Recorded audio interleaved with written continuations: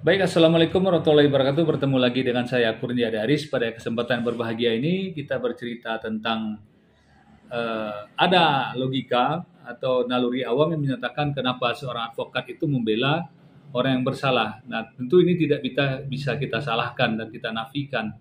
Nah, tentu untuk membahas ini perlu saya sebagai seorang advokat turut mempunyai kewajiban untuk meluruskan persepsi yang salah atau logical fallacies atau logika palsu ini yang mengakibatkan sesat bernalar dan sesat berpikir.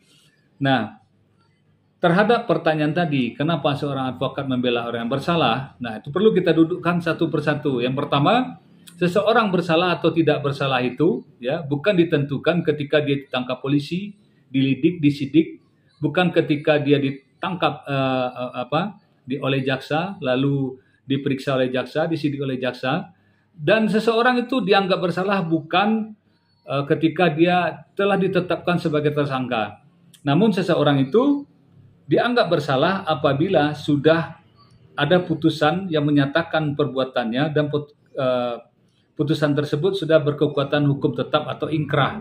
Nah, itu baru bisa dijadikan dalil seseorang bersalah. Namun di dalam proses mulai dari penyidikan di kepolisian, di kejaksaan, dan di tahap penuntutan sekalipun seseorang tidak dianggap bersalah sesuai dengan pasal Undang-Undang Nomor 48 Tahun 2009 tentang kehakiman.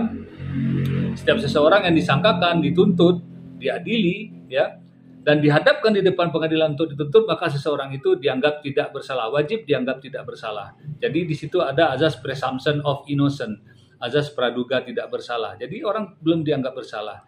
Itu dulu itu dulu. Nah, berikutnya, kenapa seorang advokat itu harus mendampingi sesuai dengan undang-undang juga, bahwa di dalam pasal 54 KUHP itu menyatakan guna dalam kepentingan pembelaan tersangka atau terdakwa berhak mendapatkan bantuan hukum dari seseorang atau lebih dari satu orang penasihat hukum atau advokat.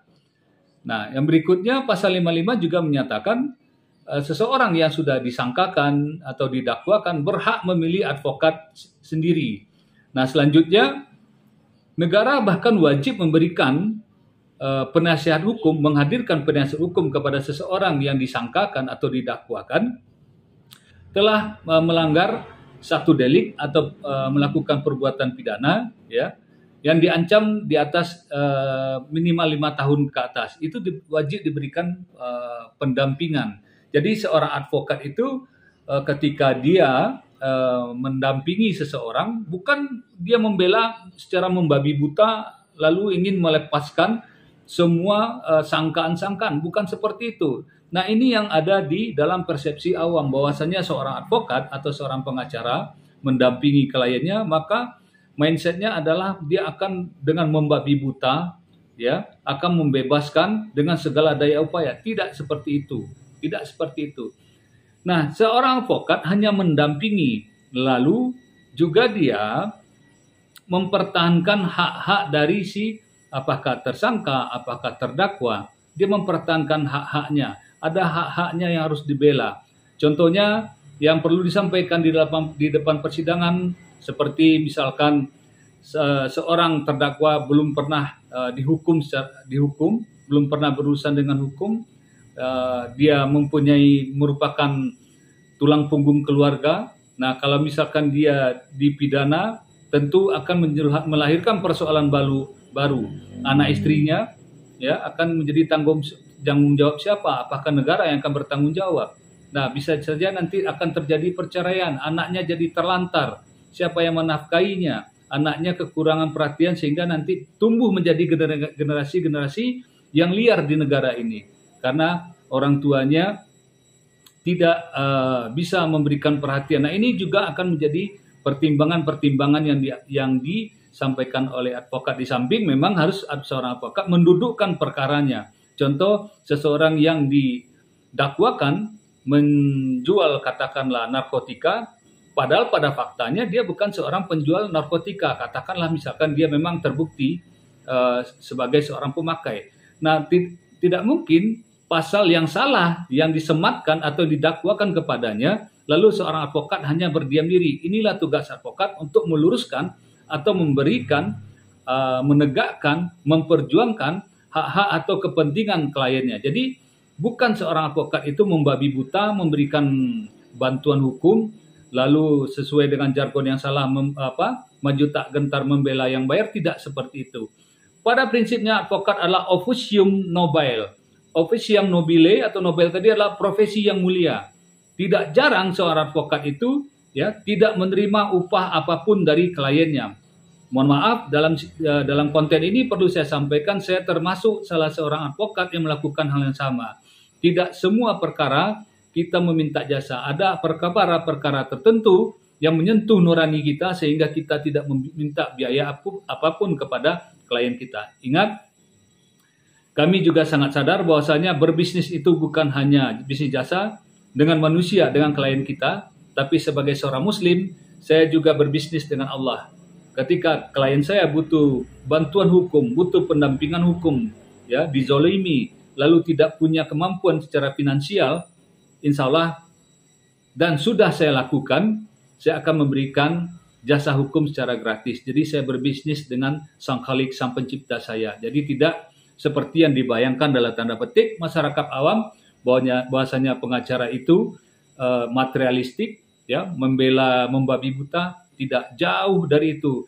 Mungkin dalam tanda petik juga saya pada awalnya sebelum terjun ke dunia advokat ada terbetik seperti itu. Advokat ini dunia yang nakal. Tapi setelah saya jalani berdasarkan pengalaman empiris saya, ternyata menurut saya dan menurut Bapak Hasanuddin Nasution, Sekretaris Peradi, menyatakan bahwasanya pengacara adalah salah satu dari caturwangsa yang sangat dihandalkan untuk menegakkan penegakan hukum di Indonesia. Bukan kita tidak mengandalkan yang lain, tapi pada saat ini menurut beliau dan menurut saya juga betul sekali, pengacara sangat dihandalkan untuk penegakan hukum karena masih sangat mudah kita mencari pengacara-pengacara yang idealismenya cukup tinggi.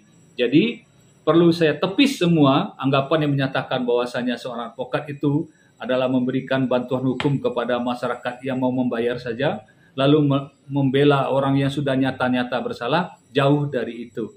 Karena ada hak-hak tersangka yang wajib diperjuangkan dan dipertahankan oleh seorang advokat sehingga hak-haknya itu tidak menjadi bias ketika dia didakwa, ketika dia dituntut, ketika dia dilidik. Contoh seperti tadi, dia bukan seorang dia bukan seorang pengedar narkoba, namun didakwakan, dituntut, disangkakan bahwa dia adalah seorang pengedar. Padahal taruhlah katakan dia hanya pemakai. Nah, dalam persoalan ini apakah dia tidak akan dibela?